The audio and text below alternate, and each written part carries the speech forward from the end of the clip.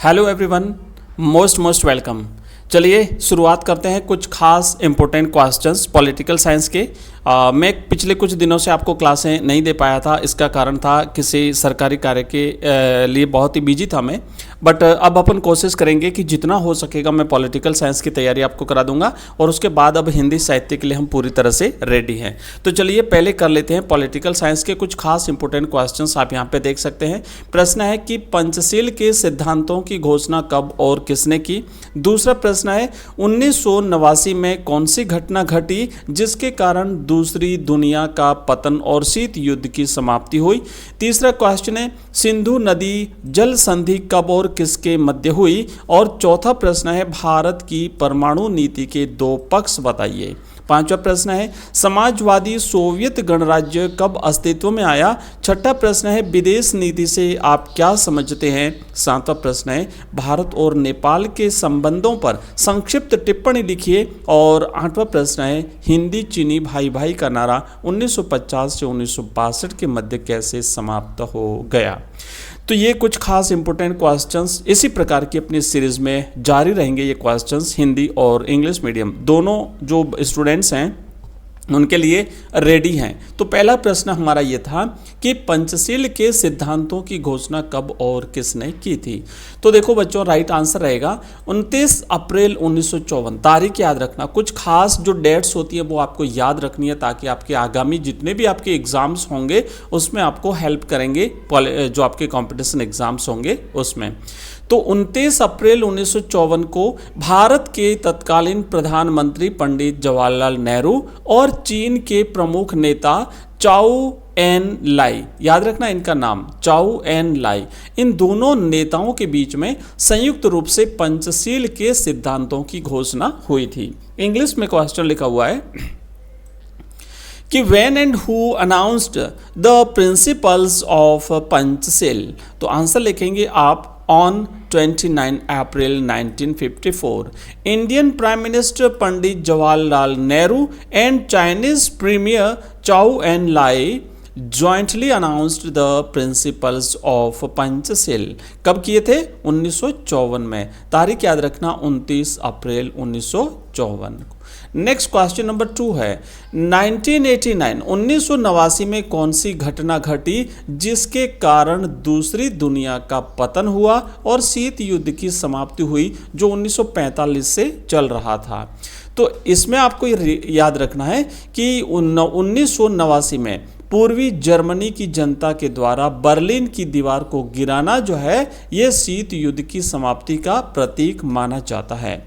English में लिखेंगे identify the event that occurred in 1989 which led to the collapse of the Second World and the end of the Cold War. तो है इसका कारण था the demolition of the Berlin wall by the people of East Germany.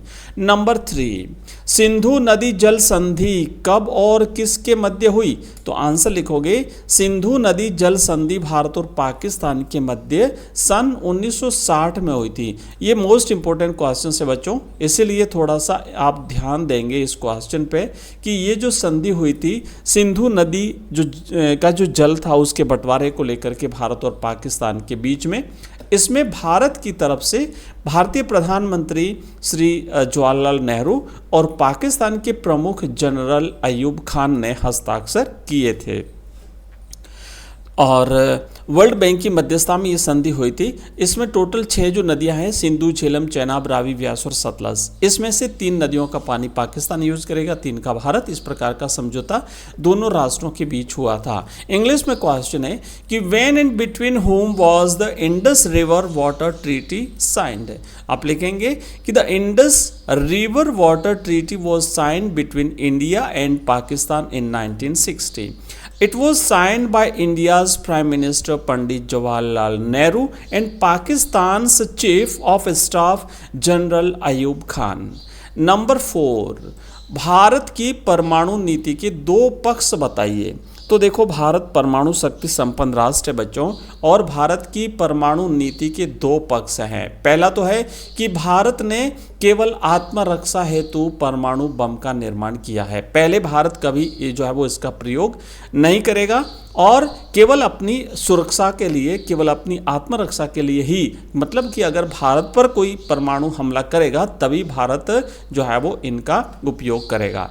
और दूसरा है कि भारत ने परमाणु हथियारों का युद्ध में पहले प्रयोग न करने की घोषणा की है, लेकिन अगर किसी ने भारत पर हमला कर दिया तो निश्चित रूप से भारत जो है वो इनका प्रयोग करेगा। तो इंग्लिश में देखो लिखा हुआ है,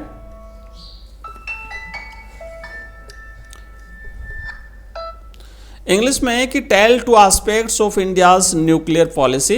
तो बच्चों आपको लिखना है कि there are two sides of India's nuclear policy. Number 1, nuclear bomb has been manufactured in India only for self defence, केवल आत्मरक्षा के लिए। एंड नंबर 2 है India has announced that it will not use nuclear weapons in war. Okay, चलिए next है हमारा 5वां question कि समाजवादी सोवियत गणराज्य कब अस्तित्व में आया। तो बच्चों आप लिखेंगे कि समाजवादी सोवियत गणराज्य 1917 की जो समाजवादी क्रांति हुई थी, सोवियत क्रांति जो हुई थी, उसके पश्चात अस्तित्व में आया था। इंग्लिश में लिखेंगे, क्वेश्चन है कि when did the Soviet socialist Soviet republic came into existence. तो आंसर लिखेंगे कि the socialist Soviet republic came into existence after the socialist revolution of 1917 in Russia. Okay, तो देखो बच्चों ये कुछ क्वेश्चंस थे, और भी बहुत सारे क्वेश्चंस हैं जो अपन नेक्स्ट क्लास में लेते हैं। तो मिलते हैं अगली क्लास में, तब तक के लिए जय हिंद, जय भारत। आगे मिलते हैं, इन क्वेश्चन को अच्छी तरह से याद कर लीजिए आप लोग तब तक।